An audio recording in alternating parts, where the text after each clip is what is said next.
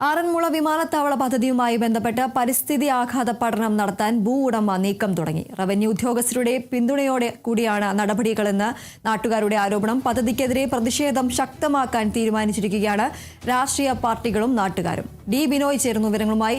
ബിനോയ്, നമുക്കറിയാം ഈ ഒരു നിർത്തിവെച്ചിരുന്ന ഒരു പദ്ധതിയാണ് ഇപ്പോൾ വീണ്ടും ആരംഭിക്കാൻ പോകുന്നത്. ഇപ്പോൾ ഈ പദ്ധതിയുമായി ബന്ധപ്പെട്ട പരിസ്ഥിതി ആഘാത പഠനം നടത്താൻ ഒരുങ്ങുകയാണ് ഭൂ ഉടമ. ഈ ഒരു സംഭവത്തിൽ പ്രതിഷേധിക്കും എന്നതാണ് ഇപ്പോൾ പ്രതിപക്ഷം പറയുന്നത് ഈ ഒരു വിഷയത്തിൽ. എന്നാൽ സർക്കാരുമായി ചർച്ച നടത്തിയിട്ടില്ലെങ്കിലും സർക്കാരിന്റെ പിന്തുണയുണ്ട് എന്ന് ഈ ഭൂ ഉടമ നമ്മളോട് കഴിഞ്ഞ ദിവസം പറയുകയുണ്ടായി. എന്തൊക്കെയാണ് മറ്റു വിവരങ്ങൾ? ഒരാഴ്ച മുമ്പാണ് ആറന്മുള വിമാനത്താവള പദ്ധതിയുമായി ബന്ധപ്പെട്ടുള്ള ഒരു ഡ്രോൺ സർവേ നടത്തിയത്. ഈ ഡ്രോൺ സർവേക്ക് തൊട്ട് പിന്നാലെയാണ് ഇപ്പോൾ പരിസ്ഥിതി ആഘാത പഠനത്തിന് വേണ്ടിയുള്ള തയ്യാറെടുപ്പ് ഭൂ ഉടമ നടത്തുന്നത്. ഏകദേശം 400 ഏക്കറോളം ഭൂമി തൻ്റെ പക്കലുണ്ടെന്നും അത് 1000 ഏക്കറായി ഉയർത്തിക്കഴിഞ്ഞാൽ അന്താരാഷ്ട്ര വിമാനത്താവള പദ്ധതിയുമായി മുന്നോട്ട് പോകാൻ കഴിയും എന്നാണ് സ്ഥല ഉടമ കൂടിയായ എബ്രഹാം കലമണ്ണിൽ പറയുന്നത്. പക്ഷേ 2016 തന്നെ വലിയ തരത്തിലുള്ള എതിർപ്പുണ്ടായിരുന്നു. അവിടെ വലിയ ശക്തമായ സമരങ്ങൾ നടത്തിയിരുന്നു. അതിന് പിന്തുണയായി CPIM-ഉം CPI-യും BJP-യും ഒക്കെ നാട്ടുകാർക്കൊപ്പം കൂടുകയും അന്ന് ഹരിത ട്രിബ്യൂണൽ ഈ പദ്ധതി നിർത്തിവെക്കാനുള്ള നിർദ്ദേശം നൽകുകയും ചെയ്തിരുന്നു. മാത്രവുമല്ല, മറ്റൊരു പ്രധാനപ്പെട്ട കാര്യം, നീർച്ചാലുകൾ ഉൾപ്പെടെയുള്ളവ തടഞ്ഞുകൊണ്ടും അവയെല്ലാം മണ്ണിട്ട് നികത്തിക്കൊണ്ടുമുള്ള ഒരു വികസനത്തിന് എതിരെ വലിയ തരത്തിലുള്ള പ്രതിഷേധമാണ് പരിസ്ഥിതിവാദികളുടെ ഭാഗത്തു നിന്നും അന്ന് ഉണ്ടായത്. ഇതേ തുടർന്നാണ് ഹരിത ട്രിബ്യൂണലിൻ്റെ ഇടപെടലുണ്ടായതും ഈ പദ്ധതി തൽക്കാലം നിർത്തിവെക്കാൻ നിർദ്ദേശമുണ്ടായതും ഹൈക്കോടതി തടയുകയും ചെയ്തത്. അതിന് തൊട്ടു പിന്നാലെ ഇപ്പോൾ UDF സർക്കാർ അധികാരത്തിൽ വന്നതോടുകൂടിയാണ് വീണ്ടും ഒരു നീക്കത്തിന് അല്ലെങ്കിൽ ഒരു നീക്കം ആരംഭിച്ചിരിക്കുന്നത്. അതിന് പിന്നിൽ ഭൂ ഉടമയായ എബ്രഹാം കലമണ്ണിലാണ്. അദ്ദേഹം പറയുന്നത് ആറന്മുള വിമാനത്താവള പദ്ധതിക്ക് വലിയ തരത്തിലുള്ള ജനപിന്തുണയുണ്ട്, പ്രത്യേകിച്ചും സർക്കാരിൻ്റെ ഉൾപ്പെടെ പിന്തുണയുണ്ട്. സ്ഥലം MP-യും MLA-യും ഒക്കെ തന്നെ ഇതിനെ പിന്തുണ നൽകി കഴിഞ്ഞു എന്നൊക്കെ അദ്ദേഹം അവകാശവാദം ഉന്നയിക്കുന്നു. ഇതിൽ നിന്നും മറ്റൊരു വിവരം കൂടി പുറത്തു വരുന്നത്, അദ്ദേഹം റവന്യൂ ഉദ്യോഗസ്ഥന്മാരുമായി ചില കൂടിക്കാഴ്ചകൾ നടത്തിയും അതിലൂടെ അദ്ദേഹം ചില രേഖകൾ സംഘടിപ്പിക്കുകയും ചെയ്തിട്ടുണ്ട്. ഈ രേഖകളുടെ അടിസ്ഥാനത്തിൽ ആ സ്ഥലത്തെ 3 വില്ലേജ് ഓഫീസുകളിലായി എന്തുമാത്രം ആളുകൾ താമസിക്കുന്നുണ്ട്, എത്ര ആളുകളെ ഒഴിപ്പിക്കണം, ഇത്തരം കാര്യങ്ങളെക്കുറിച്ച് ഒരു പഠനം നടത്തുന്നുള്ള നീക്കവും എബ്രഹാം കലമണ്ണിൻ്റെ ഭാഗത്ത് നിന്ന് ആരംഭിച്ചു എന്നുള്ള വിവരങ്ങളും പുറത്തേക്ക് വരുന്നുണ്ട്. എന്തായാലും ഈ പദ്ധതി വീണ്ടും മുന്നോട്ട് കൊണ്ടുപോകാൻ നീക്കം തുടങ്ങിയതോടെ ആറന്മുള സമരസമിതിയുമായി ബന്ധപ്പെട്ട ആളുകൾ വീണ്ടും സമരം ശക്തിപ്പെടുത്താനുള്ള നീക്കം തുടങ്ങിക്കഴിഞ്ഞിരിക്കുന്നു. ഇതിനിടയിൽ ഈ ആറന്മുള വിമാനത്താവള പദ്ധതി പ്രദേശത്ത് ഒരു മിച്ചഭൂമി സമരം നടക്കുന്നുണ്ട്. ഈ മിച്ചഭൂമി സമരം എന്ന് പറയുമ്പോൾ ഭൂരഹിതരായ കുറേ ആളുകൾ അവിടെ ഭൂമി കയ്യേറി കുടിൽകെട്ടി താമസിക്കുകയാണ്. പക്ഷേ ഇതുമായി ബന്ധപ്പെട്ട് ഇങ്ങനെ കുടിൽകെട്ടി താമസിക്കുന്നതിനെതിരെ നേരത്തെ തന്നെ ലാൻഡ് ബോർഡിൽ ഒരു പരാതി ഉണ്ടായിരുന്നു. ലാൻഡ് ബോർഡ് ഈ പരാതി പരിഹരിക്കുന്നതുമായി ബന്ധപ്പെട്ടുള്ള കേസുകൾ നടന്നു വരികയാണ്. ഈ മാസം 16-നും മാസം അവസാനവുമായി 2 ദിവസങ്ങളിലായി ഈ കേസ് ലാൻഡ് ബോർഡ് പരിഗണിക്കാനിരിക്കുന്ന ഒരു സാഹചര്യം കൂടി നിലനിൽക്കുന്നു. അതുകൊണ്ട് തന്നെ ഈ മിച്ചഭൂമി സമരം വേഗത്തിൽ ഇല്ലാതാക്കി കഴിഞ്ഞാൽ അല്ലെങ്കിൽ അവസാനിപ്പിച്ചു കഴിഞ്ഞാൽ ഇതുമായി ബന്ധപ്പെട്ട ഭൂമിയിൽ യാതൊരുവിധ ബാധ്യതകളും ഇല്ല എന്ന് പറയാൻ ഈ ഭൂ ഉടമയ്ക്ക് കഴിയും. അതിനുള്ള നീക്കവും ഭൂമി ഉടമയുടെ ഭാഗത്തു നിന്നും ആരംഭിച്ചു കഴിഞ്ഞിരിക്കും. എന്തായാലും വലിയ തരത്തിലുള്ള ഒരു നീക്കം ആറന്മുള വിമാനത്താവള പദ്ധതിക്ക് വേണ്ടി ആരംഭിച്ചു കഴിഞ്ഞിരിക്കുന്നു എന്ന് തന്നെ പറയാൻ കഴിയും. കാരണം നേരത്തെ KGS ഗ്രൂപ്പും ഒപ്പം തന്നെ എബ്രഹാം കലമണ്ണിലും ചേർന്നായിരുന്നു ഇത്തരത്തിൽ ഒരു നീക്കം നടത്തിയത്. പക്ഷേ ആ നീക്കം വലിയ തരത്തിൽ മുന്നോട്ട് കൊണ്ടുപോകുന്നതിനിടയിലായിരുന്നു പ്രതിഷേധം ശക്തിപ്പെട്ടത്. ആ KGS ഗ്രൂപ്പ് എന്ന് പറയുന്ന കമ്പനി ആറന്മുള പ്രദേശത്തെ 3 വില്ലേജുകളിൽ നിന്നായി ഏകദേശം 600ഓളം ഏക്കർ ഭൂമി ഏറ്റെടുക്കുന്നതിന് വേണ്ടി ഒരു നീക്കം നടത്തുകയും അതുമായി ബന്ധപ്പെട്ട നോട്ടിഫിക്കേഷൻ ഉൾപ്പെടെയുള്ള കാര്യങ്ങൾ നടത്തുകയും ചെയ്തിരുന്നു. തൊട്ടു പിന്നാലെ അവർ തന്നെയാണ് അവിടുത്തെ കുന്നുകൾ ഇടിച്ചുകൊണ്ട് ജലസ്രോതസ്സുകൾ മൂടി മുന്നോട്ട് പോകാൻ ഒരു നീക്കം നടത്തിയത്. അതിനെതിരെയായിരുന്നു പ്രതിഷേധം ശക്തമായത്. ഒപ്പം വീട് നഷ്ടപ്പെട്ടവർ ഉൾപ്പെടെ പരസ്യമായി സമരത്തിന് ഇറങ്ങുകയും ചെയ്തിരുന്നു. ഇത് ഈ വിമാനത്താവള നിർമ്മാണ പദ്ധതിയുമായി മുന്നോട്ട് പോകുന്നതിന് ഇവർക്ക് ഈ നിർമ്മാണത്തിൻ്റെ ചുമതലക്കാരായിരുന്ന KGS ഗ്രൂപ്പിന് കഴിഞ്ഞില്ല. ഇതോടുകൂടിയാണ് സമരം ശക്തമാക്കാനും സമരപരിപാടികളുമായി മുന്നോട്ട് പോകാനും അവിടെ ഒരു സംയുക്ത സമരസമിതി രൂപം കൊണ്ടു. അന്ന് അതിനകത്ത് സാഹിത്യകാരന്മാരും ഒപ്പം തന്നെ തുടരുക. ഇപ്പോൾ നമ്മളോടൊപ്പം ചേർത്തല MLA P. പ്രസാദ് ചേരുന്നു. നമസ്കാരം ശ്രീ P. പ്രസാദ്. നമുക്കറിയാം ഈ ഒരു നിർത്തിവെച്ച ഒരു പദ്ധതിയാണ് ഈ ആറന്മുള വിമാനത്താവള പദ്ധതി എന്ന് പറയുന്നത്. എന്നാൽ ഇപ്പോൾ വീണ്ടും ഈ ഒരു പദ്ധതി ആരംഭിക്കാനുള്ള പദ്ധതിക്കായി വീണ്ടും ഒരു നീക്കം തുടങ്ങുന്നു എന്നൊരു സാധ്യതയല്ലേ ഇപ്പോൾ കാണുന്നത്? നിർത്തിവെച്ച പദ്ധതിയല്ല, ഉപേക്ഷിക്കപ്പെട്ട പദ്ധതിയാണ്. നടപ്പിലാക്കാൻ കഴിയുകയില്ല എന്നുള്ള ബോധ്യത്തിന്റെ അടിസ്ഥാനത്തിൽ നിന്നുകൊണ്ട് ഉപേക്ഷിച്ച ഒരു പദ്ധതിയാണ് ആറന്മുള വിമാനത്താവള പദ്ധതി.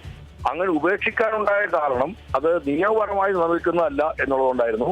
നിരവധിയായ രാജ്യവും സംസ്ഥാനവും പാസാക്കിയ നിരവധിയായ നിയമങ്ങൾ ലംഘിച്ചുകൊണ്ടാണ് ആ പദ്ധതിയുമായി മുമ്പോട്ട് പോകാൻ കുറെ ആൾക്കാർ തീരുമാനിക്കുകയും കേരളത്തിലെ ഗവൺമെന്റ് അതിന് അനുവാദം നൽകുന്നതിലേക്ക് എത്തുകയും ചെയ്തു. അതിനെയാണ് ഞങ്ങളൊക്കെ ചോദ്യം ചെയ്തത്. ഗ്രീൻ ട്രിബ്യൂണലിലെ കേസുമായി പോയ ഒരാളാണ് ഞാൻ. വിവരാവകാശ നിയമപ്രകാരം എനിക്ക് കിട്ടിയ മറുപടിക്കകത്ത് നിന്നാണ് ഇവർ നടത്തിയിരിക്കുന്നെല്ലാം അങ്ങേയറ്റം തട്ടിപ്പുകളാണെന്ന് ബോധ്യപ്പെടുന്ന തരത്തിലേക്ക് എത്തിയത്. അതായിരുന്നു ഞങ്ങളുടെയൊക്കെ കേസിന്റെ ഏറ്റവും പ്രധാനപ്പെട്ട അടിസ്ഥാനമായി വന്നത്. ഹൈക്കോടതിയിലും സുപ്രീം കോടതിയിലും അടക്കം ചെന്നിട്ടും വിമാനത്താവള പദ്ധതിക്ക് അനുകൂലമായ ഒരു നിലപാട് അവിടെ നിന്നും ഒപ്പിച്ചെടുക്കാൻ കഴിഞ്ഞതേയില്ല. ഇന്ത്യൻ പ്രസിഡന്റിന്റെ നയപ്രഖ്യാപന പ്രസംഗത്തിൽ പോലും ഉൾപ്പെട്ടു വന്നു ആറന്മുള വിമാനത്താവളം എന്നുള്ളത് ഞങ്ങളെയൊക്കെ അത്ഭുതപ്പെടുത്തിയതാണ്. അങ്ങേയറ്റത്തെ നിയമലംഘനങ്ങളുടെ ഘോഷയാത്ര നടന്നിട്ടും എന്തുകൊണ്ട് ഇതൊക്കെ വന്നു? അപ്പൊ അവർ കരുത്തന്മാരാണെന്ന് ഞങ്ങൾക്ക് നല്ല ഉത്തമമായ ബോധ്യമുണ്ടായിരുന്നു. ആ കരുത്തന്മാരെ നിയമം കൊണ്ട് പരാജയപ്പെടുത്താനായി എന്നുള്ളതായിരുന്നു ഞങ്ങൾ ആ നിയമ പോരാട്ടങ്ങളിലൂടെ നേടിയ കാര്യം. അതോടൊപ്പം തന്നെ വലിയ ബഹുജന പ്രക്ഷോഭങ്ങളാണ് അവിടെ ഉണ്ടായത്. ആറന്മുള കേരളത്തിൽ തന്നെ ഒരു മാതൃകയായി തീർന്നു. എല്ലാ രാഷ്ട്രീയ പാർട്ടികളും ഈ സമരവുമായി സഹകരിച്ചു എന്നുള്ളതാണ് ഏറ്റവും വലിയ പ്രത്യേകത. അന്ന് കേരളത്തിൽ UDF ഗവൺമെന്റ് ആയിരുന്നുവെങ്കിലും UDF ഒരു സംഘം നേതാക്കന്മാർ ഞങ്ങളോടൊപ്പം ഈ സമരത്തിൽ പങ്കാളിയാവുന്ന തരത്തിലേക്ക് എത്തി. കേസ് കൊടുക്കാൻ ചേരുന്നതിലേക്ക് എത്തി.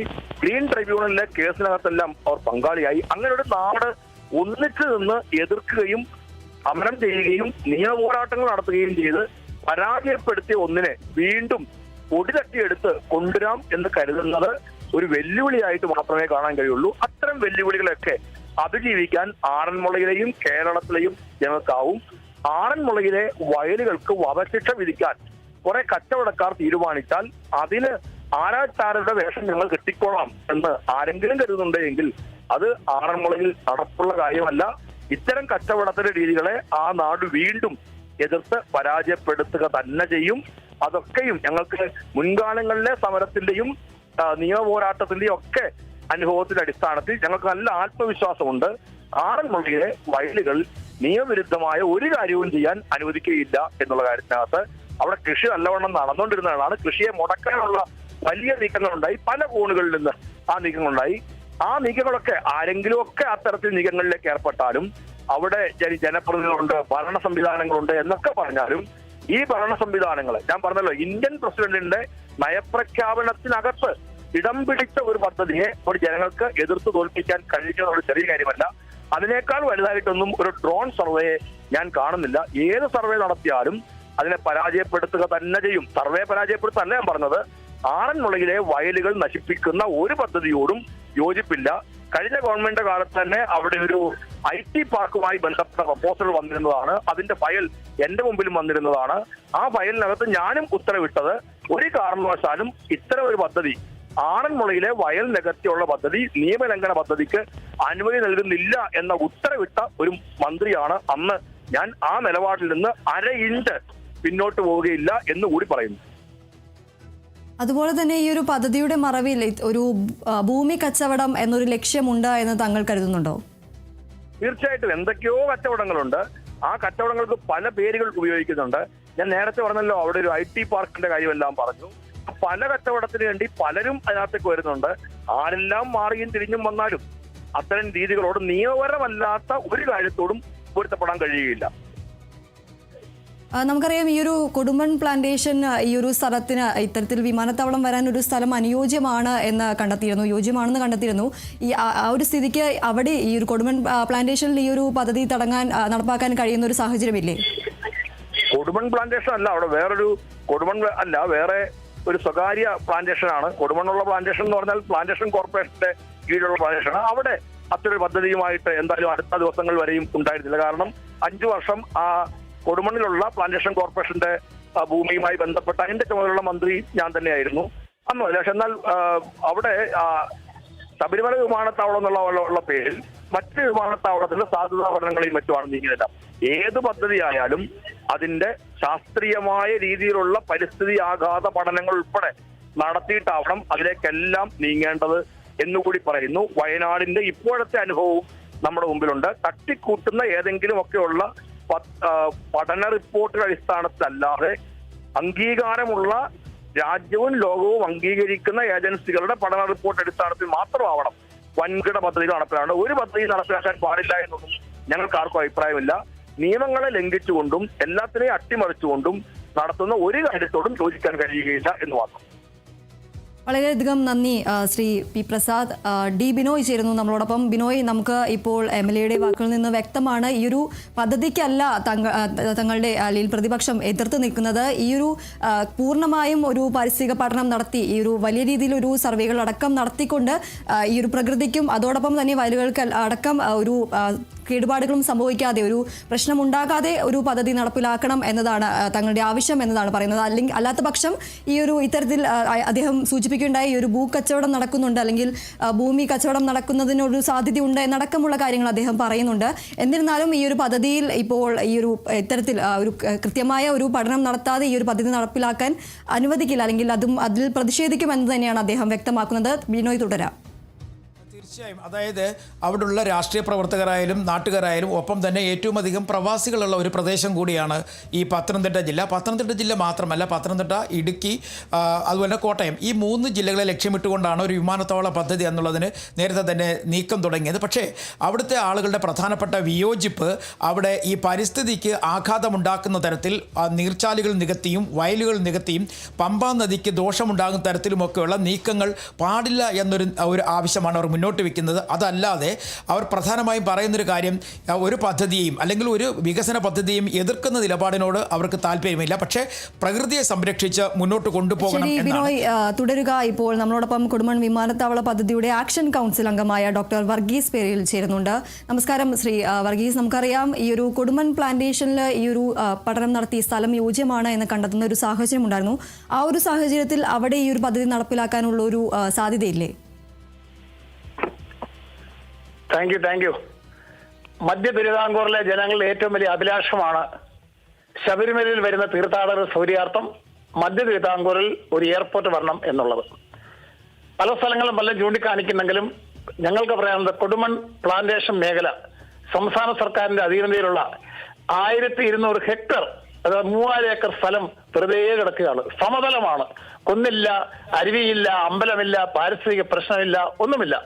സംസ്ഥാന സർക്കാരിന് അധികാരമുള്ള ഒരു സ്ഥലത്ത് ഒരാളിനെ പോലും കുടിയൊഴിപ്പിക്കാതെ, ഒരാളുടെ പോലും തൊഴിൽ നഷ്ടപ്പെടാതെ, ഒരു ജനങ്ങളുടെ പോലും എതിർപ്പില്ലാതെ പാരിസ്ഥിതിക പ്രശ്നമില്ലാത്ത ആ സ്ഥലത്ത് കൊടുമൺ പ്ലാന്റേഷൻ മേഖലയിൽ എയർപോർട്ട് വരണമെന്നാണ് പത്തനംതിട്ട ജില്ലയിലെ ഭൂരിപക്ഷം ജനങ്ങൾ ആഗ്രഹിക്കുന്നത്. അതുകൊണ്ട് അതിന്റെ ആക്ഷൻ കമ്മിറ്റി കൺവീനർ എന്നുള്ള നിലയിൽ എന്റെ അഭിപ്രായം അത് തന്നെയാണ്. നമുക്കറിയാം ഇപ്പോൾ ഈ ഒരു കൊടുമൺ പ്ലാന്റേഷനിൽ ഈ ഒരു സ്ഥലം പദ്ധതി നടപ്പിലാക്കാൻ ഒരു സാധ്യതയുണ്ട് എന്ന് പറയുന്നുണ്ട്. ഈ പഠനങ്ങളടക്കം നടത്തിക്കൊണ്ട് ഈ ഒരു പ്രദേശം കൊടുമൺ പ്ലാന്റേഷൻ ഇതിന് യോജ്യമാണ് എന്ന് കണ്ടെത്തുന്ന ഒരു സാഹചര്യം ഉണ്ടായിരുന്നു. എന്നിരുന്നാലും ഇപ്പോൾ ഈ ഒരു ആറന്മുളയിൽ ഈ ഒരു വിമാനത്താവള പദ്ധതിയുമായി മുന്നോട്ട് പോകാനുള്ള ഒരു നീക്കമാണ് ഇപ്പോൾ നടക്കുന്നത്. നമുക്കറിയാം ഡ്രോൺ സർവേ അടക്കം നടത്തുന്ന ഒരു സാഹചര്യം ഉണ്ടായിരുന്നു. ഈ ഒരു പദ്ധതിക്ക് പിന്നിൽ അല്ലെങ്കിൽ ഈ ഇത്തരത്തിലൊരു നീക്കത്തിന് പിന്നിൽ ഈ ഒരു ഭൂ ഉടമയ്ക്ക് അല്ലെങ്കിൽ ഒരു ഭൂ കച്ചവടത്തിന് ഒരു ലക്ഷ്യമുണ്ട് എന്ന് താങ്കൾ കരുതുന്നുണ്ടോ? സത്യം പറയുന്നതിൽ ദയവായി എന്നോട് ക്ഷമിക്കണം. എനിക്ക് ഒരാളോട് പോലും ബഹുമാനക്കുറവോ സ്നേഹക്കുറവോ ഉള്ള ആളല്ല. പക്ഷേ ഈ പറഞ്ഞ ആറന്മുള പ്രദേശത്തെ എയർപോർട്ട് ഈ സംസ്ഥാനത്തെ രാഷ്ട്രീയ പാർട്ടികളും പാരിസ്ഥിതിക പ്രവർത്തകരും എഴുതിയിട്ടില്ലതാണ്. അത് വയലാണ്. ആ വയലിൽ ഈ എയർപോർട്ട് ശ്രമിച്ചാൽ പത്തനംതിട്ട ജില്ല മുഴുവൻ, പ്രത്യേകിച്ച് പത്തനംതിട്ട ടൗൺ മുഴുവൻ വെള്ളം കയറി നിറയും. അതിലൊക്കെ ഉപരി ഞാൻ മനസ്സിലാക്കുന്നത് ഇത് ഭൂമാഫിയ അതിന്റെ പിന്നിലുണ്ട്, ചില കേസുകൾ ഇതിന്റെ പിന്നിലുണ്ട്. ആ കേസിൽ നിന്ന് രക്ഷപ്പെടാൻ വേണ്ടി എയർപോർട്ടിന് വേണ്ടിയുള്ള പഠനം നടത്തുകയാണെന്ന് കോടതിയെ തെറ്റിദ്ധരിപ്പിച്ച് കേസിൽ നിന്ന് രക്ഷപ്പെടാനുള്ള ചില ഭൂമാഫിയകളുടെ ചില കച്ചവടക്കാരുടെ സ്വകാര്യ താല്പര്യമാണ് അതിന്റെ പിന്നുള്ളത്. നിഷ്പക്ഷമായ പഠനം നടത്തിയാൽ മധ്യ തിരുവിതാംകൂറിൽ ഏറ്റവും അനുയോജ്യമായ സ്ഥലം കൊടുമൺ പ്ലാന്റേഷൻ എന്നുള്ളത് ആർക്കും മനസ്സിലാവും. പക്ഷേ ഞങ്ങളെ കാശ് മുടക്കാനില്ല, ഭൂമാഫിയ ഞങ്ങളോടില്ല. സാധാരണക്കാരെ പാവപ്പെട്ട ജനങ്ങൾ, പത്തനംതിട്ട ജില്ലയെ സ്നേഹിക്കുന്ന ജനങ്ങൾ ഞങ്ങളോടൊപ്പം ഉണ്ട്. അവർ നേരത്തെ ഞങ്ങൾ ഐതിഹാസികമായ സമരം സംഘടിപ്പിച്ച് പോരാട്ടം നടത്തി ഞങ്ങൾ മുമ്പോട്ട് പോകും. തീർച്ചയായും നമുക്കറിയാം ഈ ഒരു പരിസ്ഥിതി പ്രശ്നത്തിന്റെ പേരിൽ നിർത്തിവെച്ച ഒരു പദ്ധതി, പൂർണ്ണമായും നിർത്തിവെച്ച ഒരു പദ്ധതിയാണ് ഇപ്പോൾ വീണ്ടും തുടങ്ങുന്ന ഒരു സാഹചര്യം ഉണ്ടായിരിക്കുന്നത്. ഇപ്പോൾ ഈ ഒരു പ്രശ്നത്തിൽ നമുക്കറിയാം ഒരു ഡ്രോൺ സർവേ അടക്കം നടത്തുന്ന ഒരു സാഹചര്യം ഉണ്ടായിരുന്നു. എന്നാലും കൃത്യമായ ഒരു പഠനം ഇല്ലാതെ ഇത്തരത്തിൽ പ്രകൃതിക്ക് ദോഷമാകുന്ന രീതിയിൽ നമുക്കറിയാം കഴിഞ്ഞ ദിവസങ്ങളിലാണ് വയനാട്ടിൽ ഇത്തരത്തിൽ അപകടങ്ങളടക്കം ഉണ്ടായത്. അത്തരത്തിൽ ഒരു സാഹചര്യമുള്ള ഒരു പ്രദേശത്ത് ഇപ്പോൾ പരിസ്ഥിതി പ്രശ്നം ഉണ്ടായി എന്നതിന്റെ പേരിൽ നിർത്തിവെച്ച ഒരു പദ്ധതി പൂർണ്ണമായും ഒരു നല്ലൊരു പഠനം നടത്താതെ ഈ ഒരു പദ്ധതിയുമായി മുന്നോട്ട് പോകുന്നത് വലിയ രീതിയിലുള്ള, ഇനി അങ്ങനെയൊന്നും സംഭവിക്കാതിരിക്കട്ടെ, എന്നിരുന്നാലും ഇത്തരത്തിൽ ഒരു വലിയൊരു പ്രശ്നത്തിൽ, ഒരു പരിസ്ഥിതി പ്രശ്നത്തിന് ഒരു സാഹചര്യം ഉണ്ടാകുമെന്ന് താങ്കൾ കരുതുന്നുണ്ടോ? അത് എടുത്തു പറയേണ്ട കാര്യം. ഇപ്പൊ തന്നെ നമ്മുടെ മുമ്പിൽ ഒരുപാട് ഉദാഹരണങ്ങളില്ലേ. കഴിഞ്ഞ ദിവസം നമ്മുടെ വയനാട്ടിലെ ജനങ്ങൾ ബുദ്ധിമുട്ടുകയല്ലേ, ചുരമലയാലും മുണ്ടക്കലായാലും പ്രദേശങ്ങൾ നമ്മൾ കണ്ടുകൊണ്ടിരിക്കുകയല്ലേ. അങ്ങനെയുള്ള പരിസ്ഥിതി ലോല പ്രദേശമാണ് ഈ പറയുന്ന മറ്റ് പല ആറന്മുള അടക്കം എരുമേലി അടക്കം വനത്തിനടുത്തുള്ള സ്ഥലം പരിസ്ഥിതി ലോല പ്രശ്നം ഒക്കെയാണ്. ആ സ്ഥലത്തേക്കാൾ എത്രയോ മെച്ചമാണ് സമതലമായി കിടക്കുന്ന ഒരു സ്ഥലം. പത്തനംതിട്ട ജില്ലയുടെ എല്ലാ ഭാഗത്തൂടെയും റോഡുകൾ പോകുന്ന ഒരു സ്ഥലം, ടൂറിസത്തിന് പറ്റിയ സ്ഥലം, തമിഴ്നാടോട് ഏറ്റവും അടുത്ത സ്ഥലം, ചെങ്കോട്ടയായാലും അല്ലെങ്കിൽ കുറ്റാലമായാലും ഒക്കെ അടുത്തുള്ള സ്ഥലമാണ്. എല്ലാ രീതിയിലും ആളുകൾക്ക് പ്രയോജനമുള്ള സ്ഥലം എടുക്കുന്നതല്ലേ എപ്പോഴും നല്ലത്. അല്ലാതെ പരിസ്ഥിതി ഒരു കാരണവശാലും ആറന്മുളയ്ക്കോ എരുമേലിക്കോ കേന്ദ്ര സർക്കാരിന്റെയോ പരിസ്ഥിതി ഡിപ്പാർട്ട്മെന്റിന്റെയോ അനുവാദം കിട്ടത്തില്ല. ഇപ്പോൾ തെറ്റിദ്ധരിപ്പിച്ചിരിക്കുകയാണ്. എവിടെ നിന്നൊക്കെ അനുവാദം കിട്ടിയെന്ന് പറഞ്ഞ ഒരു സ്വകാര്യ വ്യക്തി രംഗത്ത് വന്ന് ഇവിടുന്ന് ഒരു സ്വകാര്യ ഏജൻസിയെ കൊണ്ടുവന്ന് പഠനം നടത്തുകയാണ്. ആളുകളെ തെറ്റിദ്ധരിപ്പിക്കാനാണ്, കോടതിയെ തെറ്റിദ്ധരിപ്പിക്കാനാണ്. സത്യം അതല്ല. സത്യം കൊടുവൻ പ്ലാന്റേഷനോടൊപ്പമാണ്. വളരെയധികം നന്ദി ശ്രീ ഡോക്ടർ വർഗീസ് പെരിയിൽ. ഡി ബിനോയ് ചേരുന്നു. ബിനോയ്, നമുക്ക് ഇപ്പോൾ വ്യക്തമാകുന്നത്, ഇപ്പോൾ MLA സംസാരിച്ചപ്പോഴാണെങ്കിലും വർഗീസ് പെരിയിൽ സംസാരിച്ചപ്പോഴാണെങ്കിലും വ്യക്തമാകുന്നത് ഇത്തരത്തിൽ അവരെല്ലാം പ്രധാനമായും ഉയർത്തുന്ന ഒരു കാര്യം എന്ന് പറയുന്നത് ഇത്തരത്തിൽ പാരിസ്ഥിതിക പ്രശ്നങ്ങൾ ഉണ്ട് എന്നത് കണ്ടെത്തിക്കൊണ്ട് നിർത്തലാക്കിയ ഒരു പദ്ധതിയാണ് ഇപ്പോൾ വീണ്ടും തുടങ്ങുന്നത്. ഇപ്പോൾ അദ്ദേഹം പറയുകയുണ്ടായിരുന്നു കൊടുമൺ പ്ലാന്റേഷൻ ഇതിന് അനുയോജ്യമായ ഒരു സ്ഥലമാണ് എന്ന് അദ്ദേഹം വ്യക്തമായി തന്നെ പറയുന്ന ഒരു സാഹചര്യമുണ്ട്. എന്നിരുന്നാലും എന്തുകൊണ്ട് ഈ ഒരു കൊടുമൺ പ്ലാന്റേഷൻ ഒഴിവാക്കിക്കൊണ്ട്, അല്ലെങ്കിൽ കൊടുമൺ പ്ലാന്റേഷൻ ആരംഭിക്കാതെ ഇത്തരത്തിൽ ആറന്മുളയിൽ ആരംഭിക്കുന്നത് എന്നതൊരു ചോദ്യമുണ്ട്. ഇനി ഈ ഒരു പ്രശ്നത്തിൽ ശക്തമായി തന്നെ പ്രതിഷേധിക്കാൻ തന്നെയാണ് തീരുമാനമെന്നും അദ്ദേഹം വ്യക്തമാക്കുന്നുണ്ട്. ബിനോയ്, തുടരാം. തീർച്ചയായും, അതായത് ആറന്മുള വിമാനത്താവള പദ്ധതിയുമായി ബന്ധപ്പെട്ടുള്ള തുടക്കം മുതൽ വലിയ തരത്തിലുള്ള വിയോജിപ്പ് ആ നാട്ടുകാർക്കുണ്ടായിരുന്നു. മാത്രവുമല്ല പത്തനംതിട്ട ജില്ലയിലെ ഒട്ടുമിക്ക ആളുകളുടെ ഭാഗത്തു നിന്നും വലിയ വിയോജിപ്പാണ് ഉണ്ടായിരുന്നത്. കാരണം അവിടുത്തെ ഏറ്റവും വലിയ പ്രശ്നം ഇത് തന്നെയാണ്. വയലുകൾ നികത്തിയും തോടുകൾ നികത്തിയും മുന്നോട്ട് പോകുന്നത് പത്തനംതിട്ട നഗരത്തിൽ ഉൾപ്പെടെ വലിയ തരത്തിലുള്ള വെള്ളക്കെട്ടുകൾ ഉണ്ടാകാനും നഗരം തന്നെ വെള്ളത്തിനടിയിലാകാനും സാധ്യതയുണ്ട് എന്നായിരുന്നു അന്ന് അവിടെ ചില പഠനങ്ങളിൽ നിന്നും കണ്ടെത്തിയിരുന്നത്. അത് ആ പ്രളയ സമയത്തും കണ്ടതാണ്. കാരണം തോടുകളിലൂടെ വെള്ളം ഒഴുകി പോകാൻ കഴിയാത്തൊരു സ്ഥിതിവിശേഷം വന്നതോടുകൂടി തന്നെ ആറന്മുള പ്രദേശവും പത്തനംതിട്ട നഗരത്തിൻ്റെ ഒട്ടുമിക്ക സ്ഥലങ്ങളുമൊക്കെ വെള്ളത്തിനടിയിലാവുകയും ചെയ്തിരുന്നു. അന്ന് മുതൽ തന്നെ പറയുന്നൊരു കാര്യമാണ്, ഇത്തരത്തിലുള്ള പദ്ധതികൾ അത് കൂടുതൽ പഠനം നടത്താതെ നടപ്പിലാക്കുന്നതിനോടുള്ള നീക്കത്തിനെതിരെ ശക്തമായ വിയോജിപ്പുണ്ടായിരുന്നു. അതിനെതിരെയായിരുന്നു അന്ന് അവർ സമരം നടത്തിയത്. പക്ഷേ ഇവിടെ സമാന്തരമായി ഭൂമിയുള്ള സമയത്ത്, അല്ലെങ്കിൽ വീണ്ടും ഭൂമി കണ്ടെത്താൻ ഉള്ള സാഹചര്യങ്ങളുള്ള സമയത്ത് അത്തരം സ്ഥലങ്ങളിലേക്ക് സർക്കാർ സഹായത്തോടു കൂടി തന്നെ ഇതുപോലുള്ള വിമാനത്താവള പദ്ധതികൾ തുടങ്ങണം എന്നുള്ളതാണ് അവിടെ ഇതിനെ പ്രതിരോധിക്കുന്നവരുടെ പ്രധാനപ്പെട്ട ആവശ്യം. നേരത്തെ എരുമേലിയിൽ ഒരു വിമാനത്താവള പദ്ധതിയുമായി ബന്ധപ്പെട്ടൊരു നീക്കം നടത്തിയിരുന്നു. അത് കൃത്യമായും ബിലീവേഴ്സ് ചർച്ച് എന്ന് പറയുന്ന സ്ഥാപനത്തിൻ്റെ കീഴിലുള്ള ഭൂമി ഏറ്റെടുത്തുകൊണ്ട് കിയാൽ മോഡലിൽ ഒരു വിമാനത്താവള പദ്ധതി എന്ന് തന്നെയായിരുന്നു അന്ന് ഉദ്ദേശിച്ചിരുന്നത്. പക്ഷേ അവിടെ പ്രശ്നമായി മാറിയത്, അവിടെ പാരിസ്ഥിതിക പഠനം ഉൾപ്പെടെയുള്ള കാര്യങ്ങളിലേക്ക് നീങ്ങിയെങ്കിൽ തന്നെയും ചില കേസുകൾ ഉയർന്നു വന്നതിനെ തുടർന്നാണ് അവിടെ പദ്ധതി ഉപേക്ഷിച്ചത്. പക്ഷേ ഇതുപോലെ തന്നെ പത്തനംതിട്ട ജില്ലയിലെ വിവിധ സ്ഥലങ്ങളിൽ ഇത് ഭൂമി കണ്ടെത്താൻ കഴിയും എന്ന് തന്നെ അവിടെയുള്ള ആളുകൾ തന്നെ പറയുന്നൊരു സാഹചര്യം നിലവിലുണ്ട്. മാത്രവുമല്ല മധ്യ തിരുവിതാംകൂറിൽ ഒരു വിമാനത്താവളം എന്ന് പറയുമ്പോൾ പ്രധാനമായും പത്തനംതിട്ട ജില്ലയിലേക്ക് ഒരു വിമാനത്താവള പദ്ധതി വരുമ്പോഴേക്കും ആ നേട്ടമുണ്ടാവുക കോട്ടയം, ആലപ്പുഴ, പത്തനംതിട്ട, അതിനപ്പുറത്തേക്ക് അതിർത്തിയിൽ തമിഴ്നാടിൻ്റെ ഭാഗത്ത് വരുന്ന ശിവകാശി ഉൾപ്പെടെയുള്ള ആളുകൾക്ക് ഈ പ്രദേശവുമായി ബന്ധപ്പെട്ട് അവർക്ക് വിദേശ നാടുകളിലേക്ക് പോകാനും വരാനുമുള്ള സംവിധാനങ്ങൾ ഒരുക്കാൻ കഴിയും. മാത്രവുമല്ല ശബരിമല തീർത്ഥാടകർക്ക് വളരെയധികം പ്രയോജനമാകും എന്നാണ് ഇപ്പോഴും പറയുന്നത്. എന്തായാലും ഇതുമായി ബന്ധപ്പെട്ട ഇനി ഈ പദ്ധതിയുമായി മുന്നോട്ട് പോകാൻ നീക്കമുണ്ടായിക്കഴിഞ്ഞാൽ വലിയ തരത്തിലുള്ള പ്രതിഷേധത്തിനുള്ള സാധ്യത തള്ളിക്കളയാനാകില്ല. തീർച്ചയായും, ഏതായാലും ഈ ഒരു ആറന്മുള വിമാനത്താവള പദ്ധതി എന്തായാലും ഇപ്പോൾ വീണ്ടും ഒരു വിവാദത്തിന് തുടക്കം കുറിച്ചിരിക്കുന്ന ഒരു സാഹചര്യമാണുള്ളത്. എന്തായാലും ആറന്മുള വിമാനത്താവള പദ്ധതിയുമായി ബന്ധപ്പെട്ട് പരിസ്ഥിതി ആഘാത പഠനം നടത്താൻ ഇപ്പോൾ ഭൂ ഉടമകൾ നീക്കം ആരംഭിച്ചിരിക്കുകയാണ്. റവന്യൂ ഉദ്യോഗസ്ഥരുടെ പിന്തുണയോടുകൂടിയാണ് നടപടികളെന്ന നാട്ടുകാരുടെ ആരോപണവും ഉയർന്നുണ്ട്. ഏതായാലും ഈ പദ്ധതിക്കെതിരെ ശക്തമായ പ്രതിഷേധം തന്നെയാണ് ഇപ്പോൾ രാഷ്ട്രീയ പാർട്ടികളാണെങ്കിലും നാട്ടുകാരും നടത്താൻ തീരുമാനിച്ചിരിക്കുന്നത്. നമ്മളോടൊപ്പം MLA P പ്രസാദും അതോടൊപ്പം തന്നെ വർഗീസ് ചെറിയലും ചേരുന്ന ഒരു സാഹചര്യം ഉണ്ടായിരുന്നു. എന്നാൽ അവരെല്ലാവരും പറയുന്നത് ഇത്തരത്തിൽ ഒരു പാരിസ്ഥിതികമായ പ്രശ്നങ്ങൾ ഉണ്ടാകുന്ന ഒരു സാഹചര്യമുള്ള ഒരു പ്രദേശമാണ്.